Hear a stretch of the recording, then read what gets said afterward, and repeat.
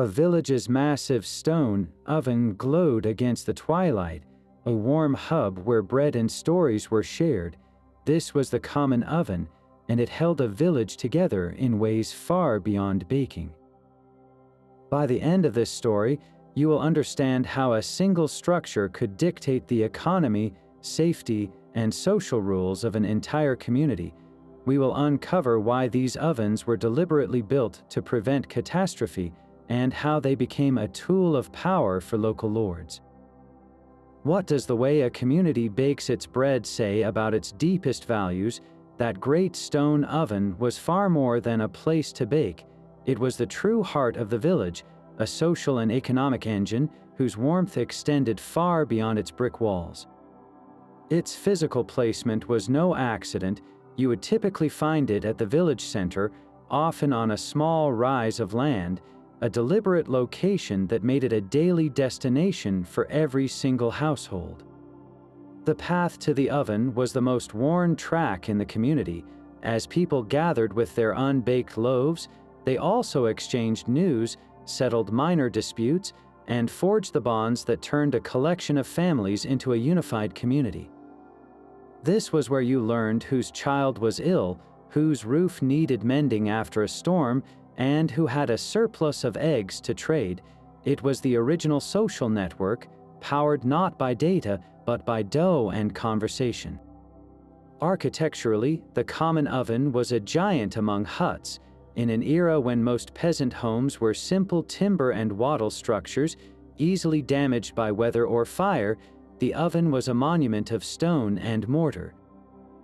It was one of the few permanent fixtures in the entire settlement, a symbol of stability and collective identity that would outlast any single generation. Can you picture the contrast? A village of temporary-looking homes clustered around this immense, enduring furnace. It was a daily reminder that the community itself was built to last. The stories baked into its stones were as vital as the bread it produced. So what happened when this symbol of shared life became a tool of control? The answer reveals a darker side of medieval power. That immense stone oven was, first and foremost, a fortress against disaster. In a world built of wood and straw, fire was a constant, terrifying specter. Each peasant home, with its timber frame and thatched roof, was essentially a pile of kindling waiting for a single spark, a carelessly tended hearth, a gust of wind carrying an ember, and an entire lifetime of possessions could vanish in a roaring inferno within minutes. A village fire was not a minor inconvenience. It was an existential threat that could erase a community from the map in one terrible night, leaving its people with nothing but ashes and starvation. This pervasive fear is what made the common oven such a brilliant, life-saving innovation. By concentrating the danger of fire in one heavily controlled, stone-built location, the village effectively quarantined its greatest threat. Think of it as a kind of medieval firefighting strategy.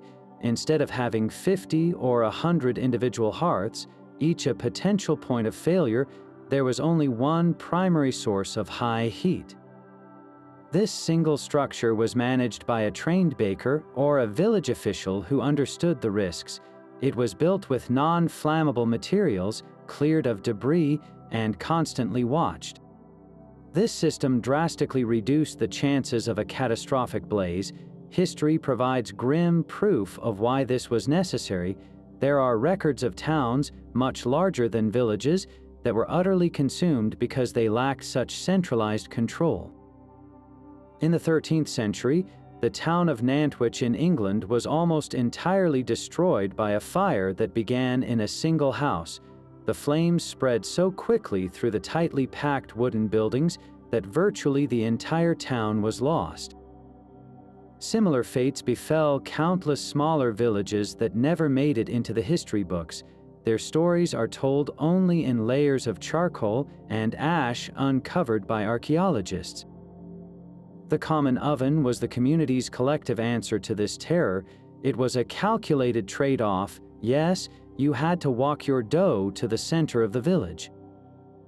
But that small daily effort was the price of knowing your children would sleep safely, that your home and your livestock would likely still be standing in the morning.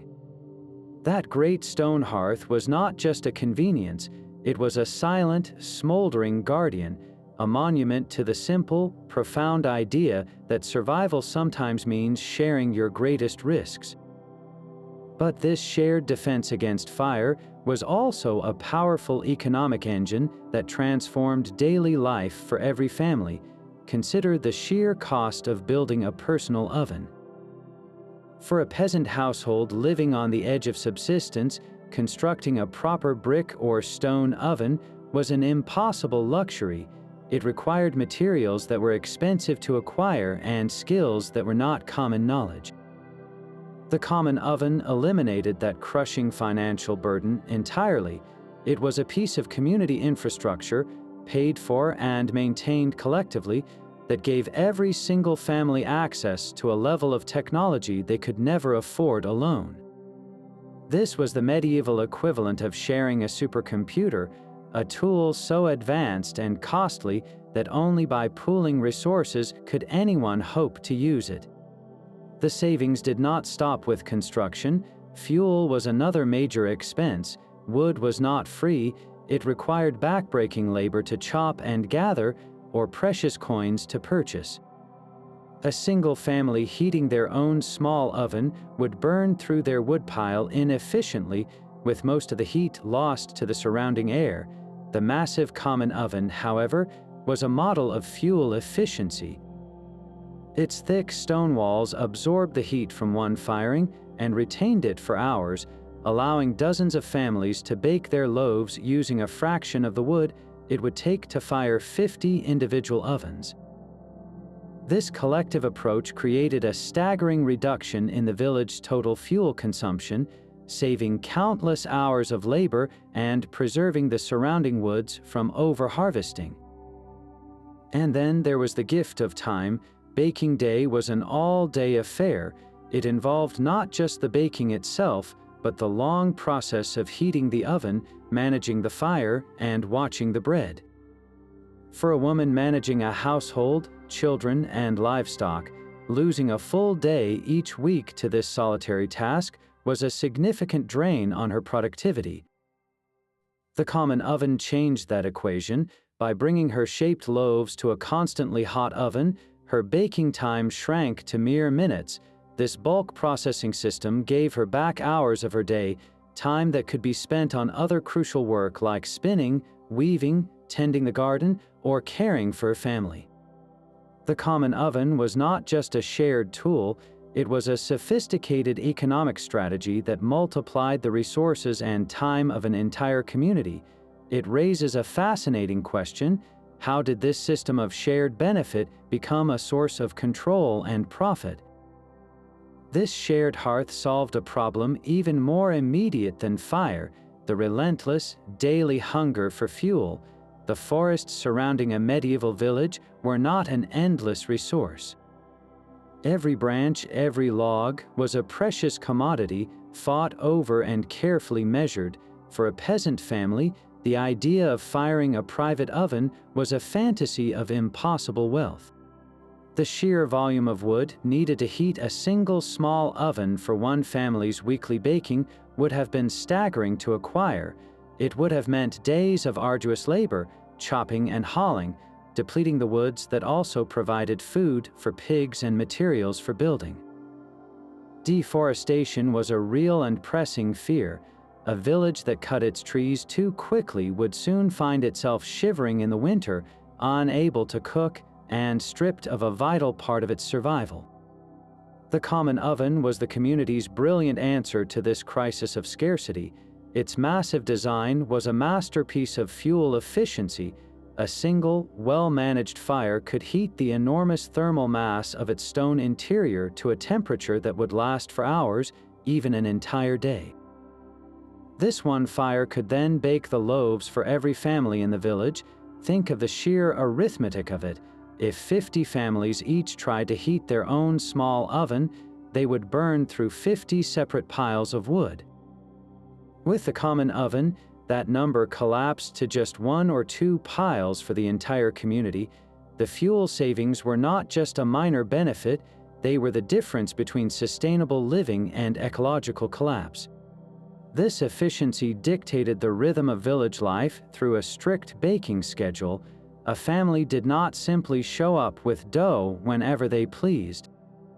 They were assigned a specific time slot, a turn in the weekly cycle that ensured the oven's precious, retained heat was used to its maximum potential.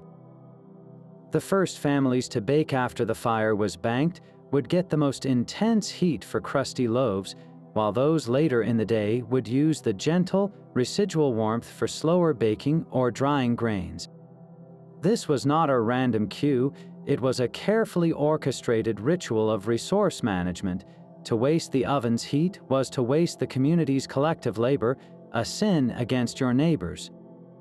Can you hear the quiet negotiations, the careful arrangements as households coordinated their most basic daily need? The common oven did not just bake bread, it forged a system where survival depended on perfect, shared timing. That carefully orchestrated baking schedule was about far more than just fuel efficiency. It was a perfect system of surveillance. In a world without police forces or detailed record keeping, the common oven became the ultimate tool for social control. Every loaf you baked was counted, its size and quality noted by the baker, who was often an agent of the local lord. This was how the manorial system kept its iron grip on the village economy. The lord's share, his tax paid in bread, was collected right there at the oven mouth. If your family's loaves suddenly became smaller or fewer, it raised an immediate red flag. Were you secretly holding back grain? Were you trying to cheat the system that fed the lord and his household? Such a deviation could not be hidden in the privacy of your own home because you had no private oven. Your economic life was an open book, baked in public for all to see. This collective observation extended beyond the Lord's agent. Your own neighbors were also watching. In a subsistence economy, one family's surplus could mean another family's shortage. If you were seen baking an unusually large batch of bread, it might suggest you were hoarding grain during a time of scarcity, a serious crime against the community. The gossip and side-eyed glances at the oven were a powerful form of social policing. Conformity was enforced not just from above by the Lord, but from all sides by the people who shared your path to the bakery. Can you feel the pressure of those watchful eyes? The warm, communal space was also a panopticon, where the simple act of baking could reveal your loyalty or your desperation.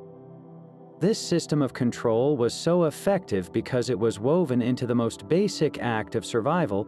You could not opt out. To refuse to use the common oven was an admission of guilt, a declaration that you had something to hide. It bound everyone together in a web of mutual obligation and suspicion, where the community's need for order overshadowed any individual's desire for privacy. The scent of baking bread, for all its comforting familiarity, carried the subtle, metallic tang of power. That web of surveillance and control was no accident. It was the foundation of the entire feudal economy, and the common oven sat right at its center. The great stone structure was almost never owned by the community itself. In most villages, the oven was the property of the local lord, a physical symbol of his authority over the land and everyone on it. This ownership gave him a powerful, two-fold tool. First, it provided a steady and reliable stream of income. Every peasant family was required to use the Lord's oven, and for that privilege, they paid a fee. This was not a voluntary transaction, it was an obligation, a tax baked directly into their daily bread. The payment might be made in coin, but more often it was taken as a portion of the dough itself, a literal cut of the family's sustenance. This system, known as the banalité rite, meant the Lord profited from the most fundamental human need, the need to eat. He turned the warmth of the hearth into cold, hard cash. The second function was even more insidious. By forcing everyone to use his single oven, the Lord could monitor the entire village's grain supply with perfect efficiency. His baker, or the village official who managed the oven, acted as his agent. This man saw every loaf that went into the heat. He knew the size of each family's batch, the quality of their flour, and any sudden changes in their output. If a harvest had been poor, the Lord could adjust his own demands accordingly to prevent starvation and rebellion. But if a family was caught baking more than their usual share, it signaled they might be hiding grain from his tax collectors. The common oven became a ledger written in flour and fire, a perfect instrument for preventing theft and enforcing the Lord's economic will. Can you see the brilliance of this control? It was passive, constant, and woven into the fabric of life itself. The peasant could not protest this fee without also rejecting the means to feed his children. The scent of baking bread, for all its comforting familiarity, was also the smell of subjugation. That great stone oven was a masterpiece of engineering, a complex machine disguised as a simple hearth. Its construction was a secret known only to a few skilled masons, a process far beyond the abilities of any single family. The foundation alone was a massive undertaking, requiring a deep pit filled with rubble and clay to create a stable base that would not shift with the seasons. On top of this, the dome was built, layer by layer, from specially fired bricks or carefully shaped stones. This arch was the oven's genius, a self-supporting structure that distributed the immense weight and heat evenly, preventing collapse. Imagine the skill required to lock each stone into place without any modern tools or calculations, creating a perfect, hollow cave of fire. This was not a pile of rocks, it was architecture under immense thermal stress. The interior was coated with a thick layer of clay, a material that could absorb and radiate heat for hours after the initial fire had died down. This thermal mass was the key to its efficiency. A fire built inside would heat the clay to a tremendous temperature, and then the embers were swept out. The retained heat within the walls and floor was then perfect for baking dozens of loaves in succession. The entrance was a small, arched opening, just large enough to slide bread in with a long wooden paddle designed to minimize heat loss. Some larger ovens even featured sophisticated flues, channels that drew smoke away and regulated the internal atmosphere to ensure an even bake. For a peasant family whose home was made of woven sticks and mud, such a structure was as unattainable as a castle. They simply did not have the resources, the knowledge, or the time to build and maintain such a thermal beast. Its very existence was a testament to collective effort, a shared technological advantage that no individual could ever possess. This communal marvel raises a final, poignant question: what happens to a village when the warmth of that shared hearth finally goes cold? The master of this fiery domain was the village baker. His hands, covered in flour and calluses, held knowledge as precious as gold. He was more than a simple bread maker. He was a chemist, an engineer, and a trusted community leader, all rolled into one. His most vital skill was reading the oven's heat without any modern instruments. He would toss a handful of flour onto the stone floor and watch how quickly it browned. He would simply hold his arm inside the arched opening, feeling the intensity of the radiant energy on his skin. This ancient science of temperature control determined whether the village ate delicious, crusty loaves or a disappointing batch of burnt or undercooked bricks. His understanding of dough was equally profound. He knew how different grains behaved, how the weather affected fermentation, and how to adjust his methods for the dense rye bread of a poor family versus the finer white loaves for the Lord's table. This was not a recipe from a book, it was living knowledge passed down through an apprenticeship of watching, feeling, and learning from mistakes. His social standing was a complex mix of respect and isolation. He was essential, yet he operated the tool of the Lord's control. Villagers relied on his fairness, trusting him to give every family a proper turn in the baking schedule and to handle their precious dough with care. A baker who showed favoritism or was suspected of taking larger cuts for himself would quickly lose the community's trust, a dangerous position for a man who lived among those he served. He was the first to rise in the morning, long before dawn, to begin the arduous task of heating the massive oven. He maintained its stonework, patching cracks in the clay lining to preserve its precious heat. He was the keeper of the rhythm that governed village life, the man who turned grain into life and fire into safety. His silent, flour-dusted work was the quiet heartbeat of the entire community, a daily demonstration that some forms of power are earned not by force, but by skill and trust. That loaf of bread was more than just a meal, it was a form of currency. In a world with little coin, your family's wealth and stability were measured in grain and the loaves it produced. The common oven was the mint where this edible money was made, transforming raw barley or rye into the fundamental unit of survival. A peasant's entire year revolved around this cycle. After the harvest, the grain was carefully stored, a silent treasure hoard in a dark corner of the home. Each week, a portion of that treasure was taken to the oven to be converted into the food that would power another week of labor. This was not a simple transaction, it was the core of the family economy. The size and number of your loaves directly reflected your success or failure. A good harvest meant larger, more numerous loaves, a visible sign of prosperity. A poor harvest meant loaves that were smaller, darker, and stretched with fillers like acorns or beans, a public admission of hardship. Can you see how every trip to the oven was a financial statement, baked in full view of your neighbors? The oven was the economic heart of the village, pumping this edible currency through the community.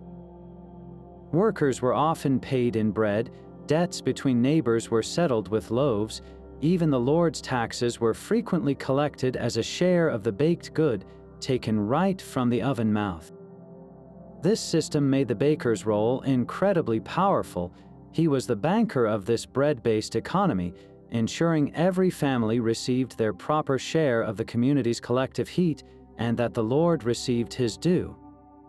A miscalculation, a burnt batch, or a dishonest scale could tip a family from stability into hunger. The warmth of that great stone hearth was not just physical, it was the warmth of economic life itself, a fragile security measured one loaf at a time. So what happened when this system of edible money began to fail? The rhythm of the common oven was the village's true calendar, its heat pulsing in time with the turning of the seasons.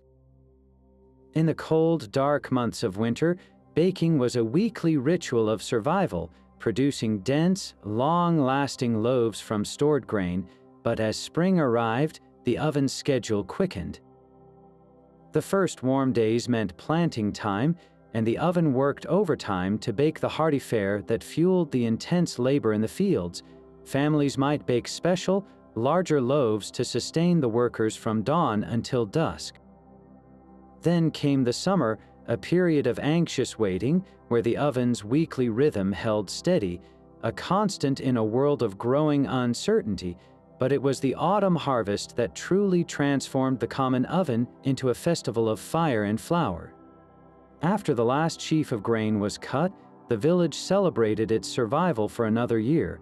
The oven burned for days on end, not just for bread, but to bake special harvest cakes and pies filled with fruits from the woods and fields. This was a communal feast, a tangible reward for months of backbreaking work, and the scent of celebration wafted over the entire settlement. Can you hear the laughter and music that would have surrounded the glowing hearth on such a night? It was more than a party, it was a vital ritual of gratitude and shared success. Religious holidays were also marked by the oven's unique output. At Christmas, it might bake special sweetened loaves. Before a fast, it would work furiously to produce enough bread to last through the lean days. The oven's schedule dictated the pace of life, from the mundane weekly bake to the extraordinary feasts that broke the year into memorable chapters. Its fire was the community's heartbeat, quickening for celebration and steadying for the long haul of winter. This shared thermal pulse bound everyone to the same cycle of toil and reward, making the village not just a place where people lived, but a single organism breathing in time with the earth itself. A woman's work with bread began in the dim quiet of her own home. She would mix the flour and water, kneading the dough with a rhythm passed down through generations. This was her domain, a private act of creation that sustained her family, but that same dough, once shaped and ready for the fire, had to leave her hands. The journey to the common oven was a journey into a different world, one largely managed by men. The baker and his assistants were almost always male, turning this most domestic of tasks into a public, commercial, and surprisingly gendered enterprise. This division of labor created two distinct social spaces. The home was the woman's sphere, where she controlled the ingredients and the process. The oven yard, however, became a male-dominated hub of village commerce and gossip, where the final, most crucial step of turning dough into food was overseen by a man. Can you sense the subtle shift in power that occurred every baking day? The woman, who had nurtured the dough from start to finish, had to surrender it to another's control for its final transformation. This was not just a matter of custom, it was a reflection of the medieval economic structure. Operating the massive, expensive oven was considered a skilled trade, and trades were almost exclusively male. The baker's role as the Lord's agent, collecting fees and monitoring output, further cemented this as a position of public authority, a role from which women were typically excluded. So while women held the power of life in their hands as they needed, men held the power of fire at the oven's mouth. This daily ritual reinforced a social order where even the most essential domestic task was fractured along lines of gender, creating a delicate and often unspoken dance of dependence and control between the hearth and the bakery. The glow of the common oven carried a sacred warmth. Long before the village was Christian, the hearth fire itself was seen as a living spirit, a deity that demanded respect and offerings. In ancient pagan Europe, the oven was the domain of goddesses like Vesta in Rome or Brigid in the Celtic lands, divine figures who guarded the home and the transformative magic of fire and bread. To let the hearth fire die was an ill omen, a break in the sacred order. When these communities converted to Christianity, that deep-seated reverence did not vanish, it was simply redirected. The old household spirits were replaced by saints, and the common oven, that vital communal heart, was absorbed into the new faith's rituals. A priest would often bless the great stone structure, sprinkling holy water upon its arched opening and praying for its protection and bounty. This sanctification turned a practical tool into a consecrated space, a vessel for divine grace where the community's daily bread was made. The very act of baking echoed central Christian mysteries. The transformation of raw, lifeless dough into a risen, nourishing loaf mirrored the miracle of resurrection, a tangible symbol of life emerging from death. Can you see how this daily act was a small sermon in itself? This spiritual connection was most visible during religious festivals. At Easter, the oven would bake special, enriched loaves marked with a cross. During the Christmas season, it produced a sweet, spiced bread for celebration, and in a powerful act of Christian charity, the oven's heat was used to bake the dole bread, a special loaf funded by the parish or a wealthy patron to be distributed to the poor. This was not merely a handout, it was a sacred duty baked into the community's very center. The common oven, therefore, stood at the crossroads of the physical and the spiritual. It fed the body with warm bread and the soul with a sense of holy purpose, binding the village together in a covenant of shared faith as much as shared flour. The air itself was thick with the scent of security. Long before you reached the village center, the aroma of baking bread would wash over you, a warm blanket of yeast and toasted grain that promised a full stomach and a safe night. This was not a single smell, but a layered perfume that changed throughout the day. In the early morning, it was the sharp, clean scent of a wood fire, a call to wakefulness. Then came the first wave of baking, the rich, earthy smell of rye and barley loaves cracking open in the heat. By midday, the air might carry the sweeter notes of a honey cake or a fruit pie if the village was celebrating. This olfactory map guided every villager, a constant, comforting reminder that the heart of their world was still beating. The warmth was just as palpable. Even on the coldest, grayest day, a gentle heat radiated from the great stone dome, pushing back the damp and the chill. You could feel it on your face from several paces away, a welcome embrace after a long walk from a drafty home. Children would press their backs against the warm stones in the winter, soaking up the heat like lizards on a sun-baked rock. For a people who lived with constant cold, this was a luxury as precious as the bread itself. The sounds created a symphony of communal life. Beneath the constant, low roar of the fire was the crackle and pop of burning logs. Voices wove through this steady rhythm, the low murmur of men discussing the harvest, the higher-pitched chatter of women sharing news, the squealing laughter of children chasing each other around the yard. The baker's voice would cut through it all, calling out names for the next baking turn, or shouting a warning to stand clear as he slid a long wooden peel into the fiery mouth. Can you hear that cacophony of crackling fire, bustling activity, and human connection? It was the sound of a community alive and functioning, a stark contrast to the quiet isolation of individual homesteads. This sensory immersion is what forged the oven's powerful emotional pull. The smell of bread was the smell of belonging. The warmth on your skin was the warmth of the collective. The noise was the music of a shared existence. In a life defined by hardship and uncertainty, the common oven offered a multi-sensory promise that no one was truly alone. That comforting sensory world was underpinned by a rigid legal reality. The common oven did not run on goodwill alone. It was governed by a dense web of laws and regulations meticulously recorded in village charters and manorial court rolls. These documents reveal how the simple act of baking was enmeshed in a complex legal framework designed to prevent chaos and ensure fairness. At the core of this system was the concept of the Lord's banal right, his exclusive legal privilege to own the oven and compel its use. This was not a suggestion, it was a legally enforceable obligation.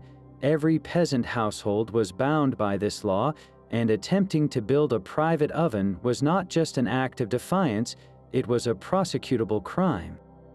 The manorial court records are filled with cases of individuals fined for this very offense, a clear message that the Lord's control over this essential infrastructure was absolute. Usage rights were strictly defined by a detailed fee schedule. The cost of baking was not arbitrary, it was set down in writing and understood by all. A family might pay 1 loaf for every dozen they baked, or a specific fraction of their dough. Some charters specify fees in eggs, chickens, or a day's labor on the Lord's land. This legal precision prevented disputes and ensured the Lord's income was predictable and transparent, but the regulations went far beyond simple payment. The law dictated the baking schedule with the rigor of a modern traffic code. Each family was assigned a specific day and time slot, and failing to appear for your turn could result in a fine, as you had wasted the community's precious, preheated resource. Conversely, trying to jump the queue or bake outside your allotted time was also a punishable offense.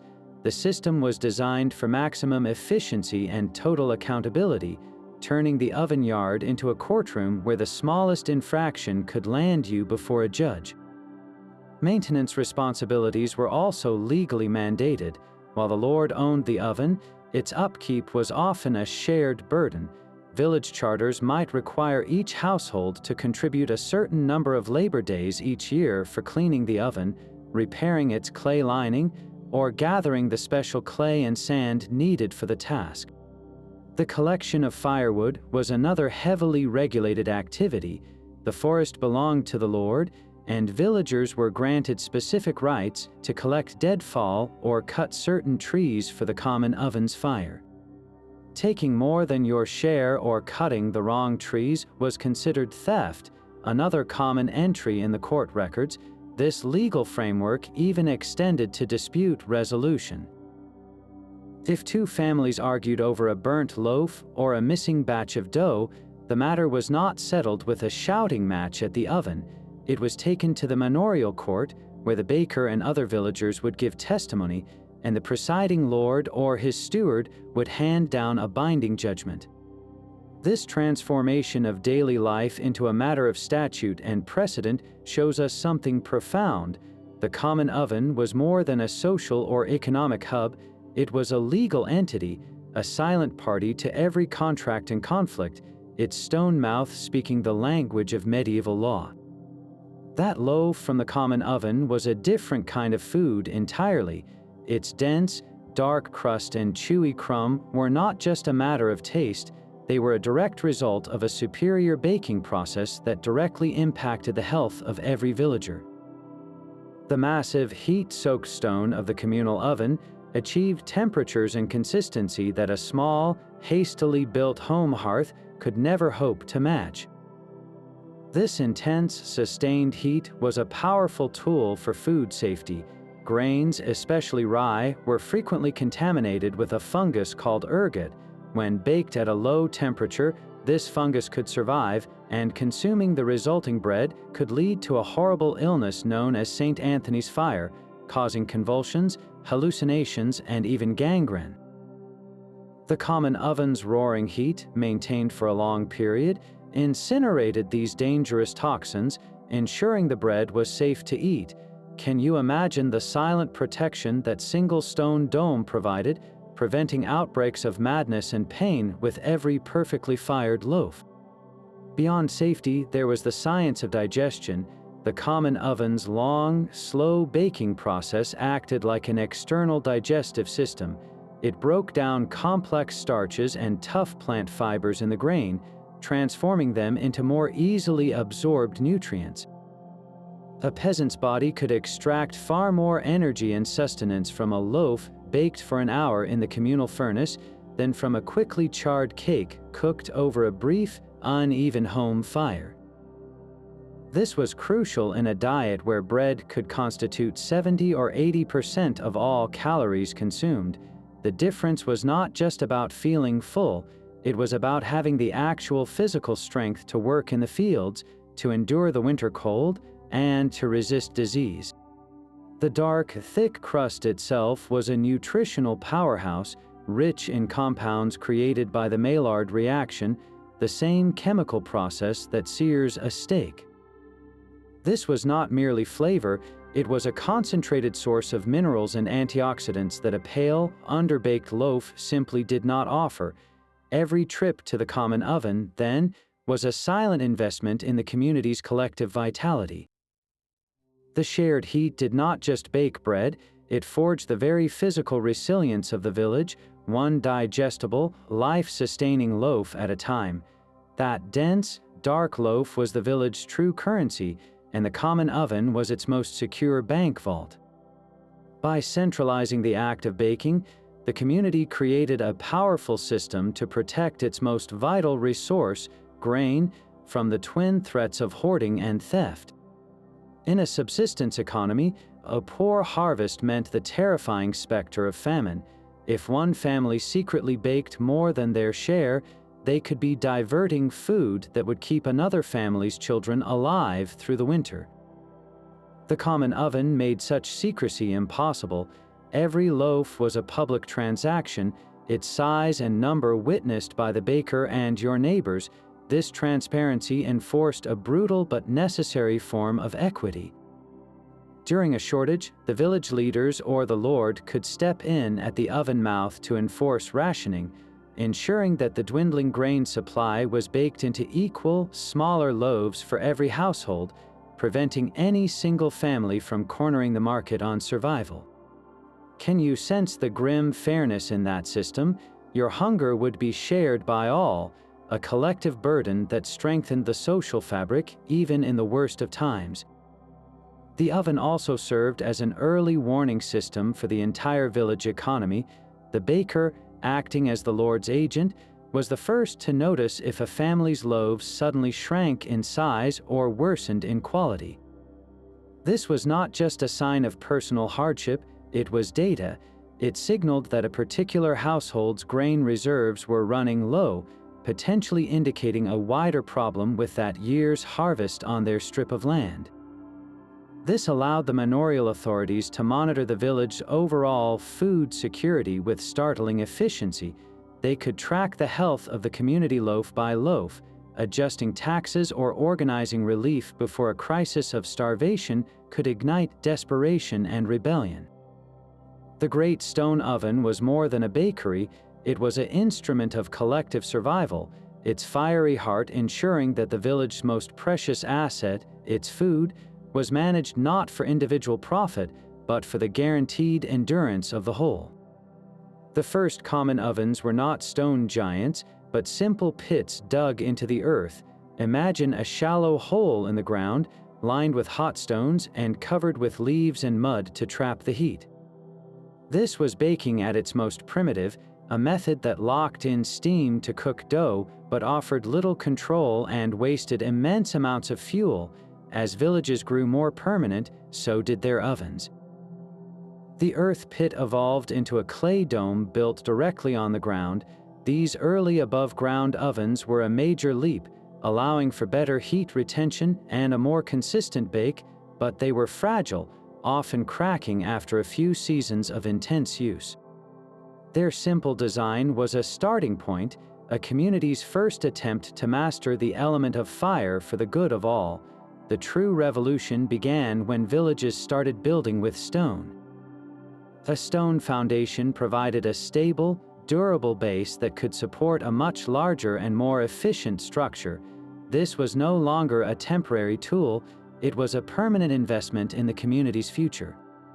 The most critical innovation was the domed chamber. This arch was a masterpiece of physics, a self-supporting shape that distributed the tremendous weight and thermal stress evenly, preventing the entire structure from collapsing inward under its own mass. Can you picture the skill required to lock each stone into place, creating a perfect, hollow cave of fire without any modern engineering plans? This dome was the heart of the oven's new efficiency. It created a vast thermal mass that absorbed heat like a sponge. A single, roaring fire would heat the stones to a searing temperature, and then the embers were raked out. The retained heat within the dome's walls would then radiate evenly for hours, baking dozens of loaves in succession without needing more fuel. This was a staggering improvement over the pit, turning the oven from a fuel-hungry beast into a model of conservation. The final stage of this architectural evolution saw the emergence of truly sophisticated structures. Some larger village ovens featured double chambers where the main baking area was heated by a separate firebox below. This allowed the baker to maintain a steady temperature without the risk of ash or smoke contaminating the bread. Advanced flues and chimneys were engineered to draw smoke away and create a controlled airflow, ensuring every corner of the chamber received an even bake. The very mouth of the oven was carefully designed, a small, arched opening just large enough for a wooden peel, minimizing the precious heat that escaped with every loaf that went in or out. This journey from a simple hole in the ground to a complex thermal machine was a direct response to the village's growing needs. A larger population required a larger oven. The need for fuel efficiency demanded better heat retention. The desire for consistent, high-quality bread pushed bakers and masons to refine the science of airflow and temperature control. Each stone laid was a testament to a community learning, generation by generation, how to build a better future together, one loaf at a time. That architectural evolution did not follow a single blueprint across Europe. The common oven was a shape shifter, its form molded by the local landscape, the available materials, and the unique character of each community. In the sprawling agricultural villages of northern France, the oven was a true giant, a monumental dome of stone and brick that dominated the central square. These structures were built for volume, capable of baking bread for hundreds of people at once. Their massive scale reflected the wealth of the French countryside and the powerful central control of the local lord, whose banal right was enforced with absolute authority. The sheer size of these ovens meant they were often freestanding, permanent fixtures, their walls blackened by decades of smoke, their presence an undeniable statement of communal power. Travel across the Channel to the more dispersed hamlets of England, and you would find a different story. English common ovens were often more modest, sometimes little more than a large, clay-lined hearth attached to a longhouse or built into a communal barn. This was a practical adaptation to a different social geography. English settlements were often smaller and more scattered, their manorial lords perhaps less interested in micromanaging every loaf. The oven was still communal, but its humbler design reflected a less centralized, more informal system of shared labor. Its integration into another building spoke of a need for efficiency and shelter from the damp climate, a cozy, integrated heart rather than a grand, standalone monument. Then there were the distinctive oven houses of German and Eastern European settlements. Here, the climate demanded a radical innovation. Instead of leaving the oven exposed to the elements, communities built a small, dedicated structure around it, a tiny house for the village's fiery heart. This oven house or back house was a multi-purpose sanctuary. Its roof and walls protected the baker and the precious dough from rain and snow, and the enclosed space retained heat far more effectively, a crucial advantage during long, harsh winters.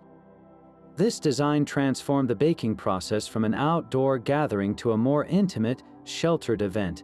The oven house often became a secondary meeting place, a warm, dry refuge where villagers could wait their turn, sharing stories while a blizzard raged outside.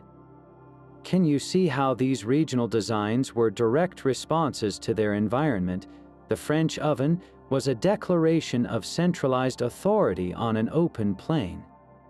The English oven was a pragmatic solution for a patchwork of small communities.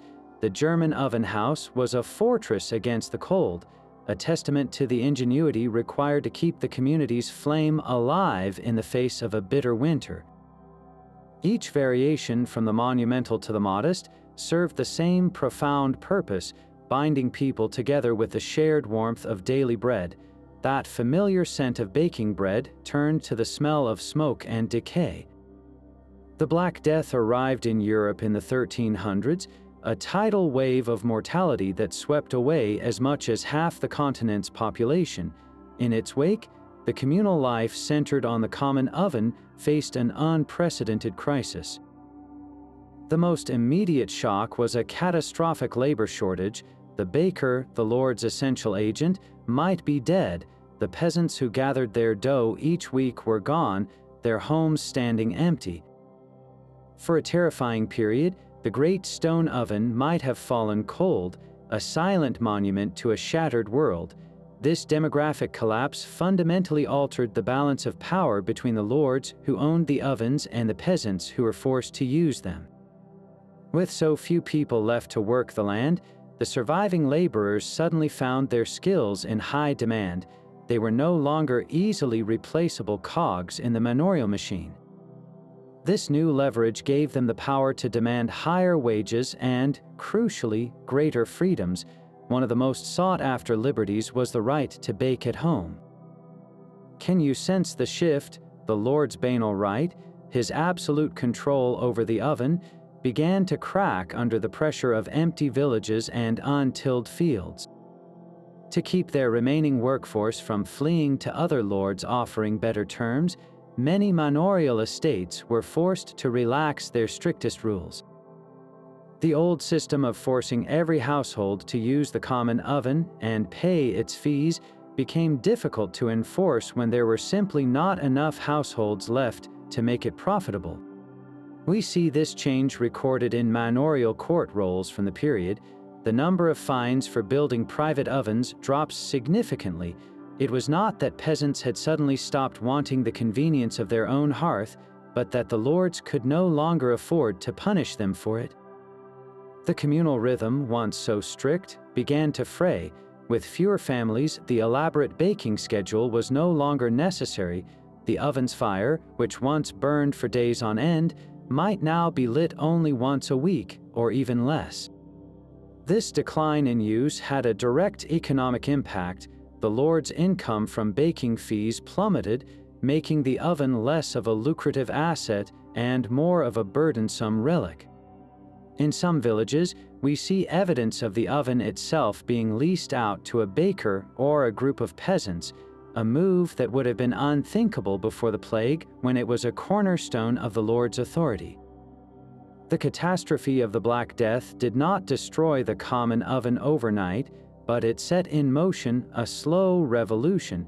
It introduced choice into a system built on obligation. The warm, communal heart of the village still beat, but its rhythm was quieter, and its dominion was no longer absolute. The path was now open for a world where the scent of baking bread could drift from a private hearth, a small, solitary signal of a social order being reborn from the ashes. The variety of bread emerging from that single oven mouth told the entire story of the village social hierarchy. For the vast majority of peasants, the standard loaf was a dense, dark brick made from rye or barley. This was not the fluffy, white bread we know today.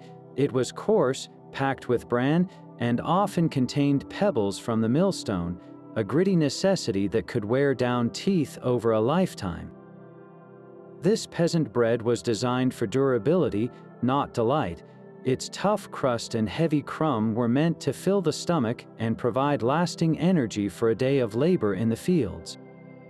The grain was often mixed with cheaper fillers like beans, peas, or even acorns during lean times, stretching a meager harvest into something that could, just barely, sustain a family.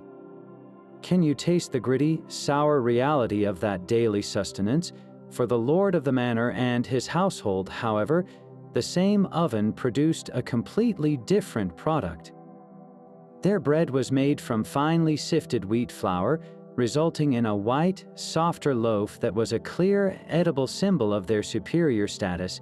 This wheat bread required more grain to produce less flour, a wasteful process only the wealthy could afford. The lord's loaves were often baked in special, larger sizes or distinctive shapes to distinguish them from the common fare, ensuring no one accidentally served the master a peasant's ration. The common oven did not erase class distinctions. It baked them right into the crust of every single loaf, but the oven's heat was not reserved for bread alone. Its consistent, retained temperature made it perfect for more complex culinary creations.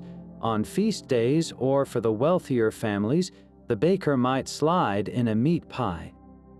This was not a delicate pastry, but a sturdy container of thick dough designed to preserve the precious filling of rabbit, chicken, or eel within.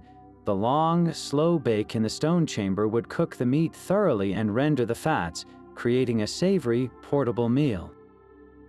The oven's gentle residual heat was also ideal for slow baking large vegetable pots. A massive clay pot filled with beans, onions, and herbs could be left in the cooling oven for hours, emerging as a rich, hearty stew that had cooked evenly without any risk of burning. For special occasions, the oven truly showed its versatility. A wedding or religious festival might call for a frumenti, a rich porridge of hulled wheat boiled in milk and sweetened with honey and spices, which could be finished in the oven's warmth. There might even be sweet treats, like a honey cake or a simnel cake packed with dried fruits, luxuries that required the oven's dependable, enveloping heat to rise properly and develop their flavors without scorching.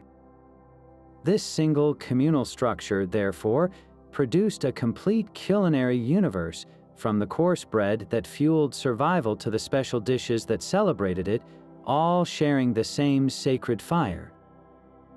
The towering oven was also a schoolhouse of fire and flour.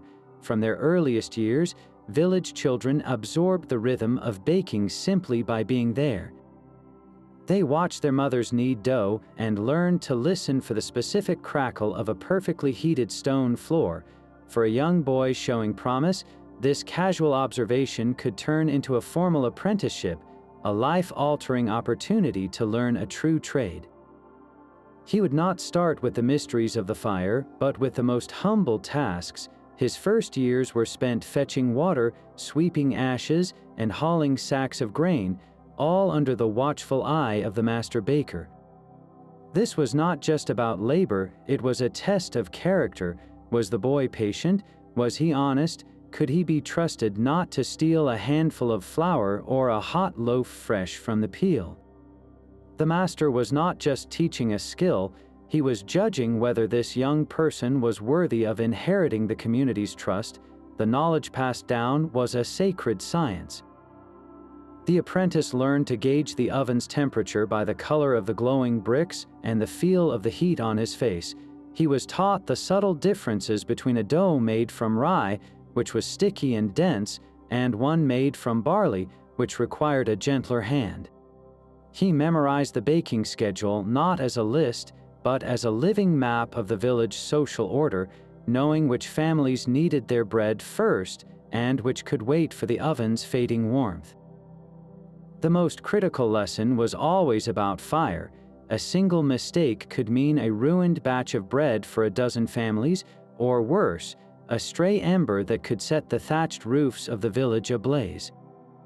The master taught his apprentice how to build a fire that heated evenly, how to bank the coals to preserve heat for the next day, and how to always clear the area of any flammable debris. This was knowledge forged in responsibility, where a single error had immediate and public consequences.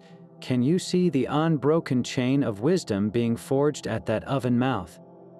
The master baker, once a young apprentice himself, now passing on the secrets of heat and hydration to the next generation. This was how a community ensured its own continuity. The common oven did not just produce daily bread, it produced the skilled, responsible people who knew how to make it, binding the future to the past with every loaf they baked together.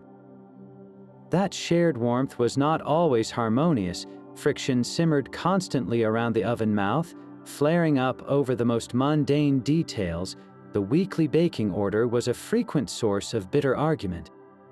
A family assigned a late slot might find their bread undercooked if the oven's heat faded too quickly, while those who baked first risked a burnt batch if the fire was too fierce.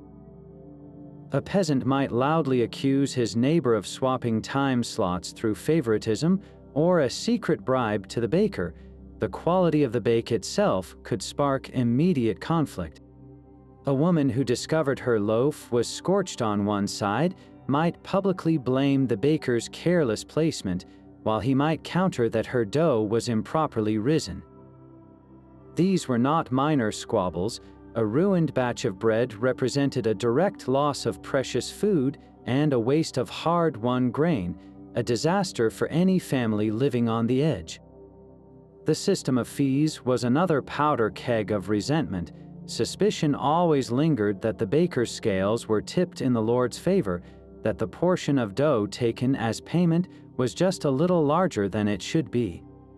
A family struggling through a lean year might desperately try to bake a smaller, denser loaf to hide their shrinking reserves, only to be challenged by the baker for attempting to cheat the Lord's due. How could you prove your poverty was real and not deception? These daily tensions were managed through the village's own systems of justice. minor disputes over baking order or burnt loaves were often settled on the spot by a council of elders or the village reeve, a man chosen from among the peasants themselves. Their judgments were based on custom and a deep understanding of local reputations. A man known for his honesty might be given the benefit of the doubt, while a habitual complainer might be dismissed. For more serious accusations, like systematic theft of dough or corruption by the baker, the matter escalated to the manorial court. Here, in a formal setting before the lord or his steward, both sides would present their case. Witnesses from the oven yard would be called, their testimony weighed by a jury of the accused's peers. The resolution was typically practical, not punitive. A baker found guilty of taking extra dough might be fined and publicly reprimanded. A peasant caught cheating the baking schedule might be assigned the least desirable time slot for a full year. The goal was not to banish or brutalize, but to restore the delicate balance of the communal system. The common oven, for all its life-saving benefits, was a crucible that constantly tested the social contract, proving that even the most essential shared resource could become a stage for very human drama. A new kind of hearth began to glow within the peasant home. The simple fireplace, once only for warmth and stews, was slowly evolving. By the late medieval period, improvements in chimney design and fireproof masonry allowed for the construction of smaller, safer baking ovens right inside the house. This was a quiet revolution in domestic technology. For the first time, a family could bake a loaf in private, on their own schedule, without the walk to the village center or the payment of a fee. The convenience was undeniable, but the shift went far deeper than mere convenience.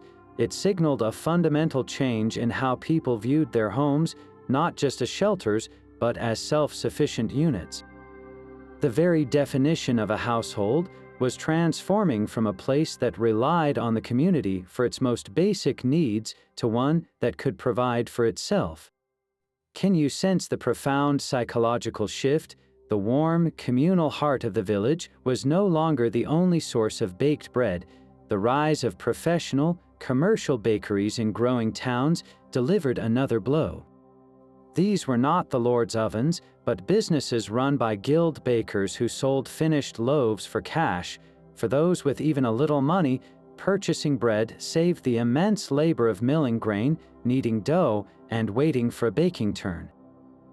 This commercial model thrived in the new urban centers, where populations were dense and time was a commodity. The bakery shop offered choice and convenience, two concepts that were gradually eroding the old communal obligations. Why submit to the Lord's schedule and surveillance when you could simply buy a loaf on your way home from work? The rigid social structure that had made the common oven essential was itself beginning to crumble. The manorial system, with its enforced labor and feudal dues, was weakening in the face of a more cash-based economy. As peasants gained more freedom to sell their labor and their crops, the Lord's banal right to control the oven seemed like an archaic burden.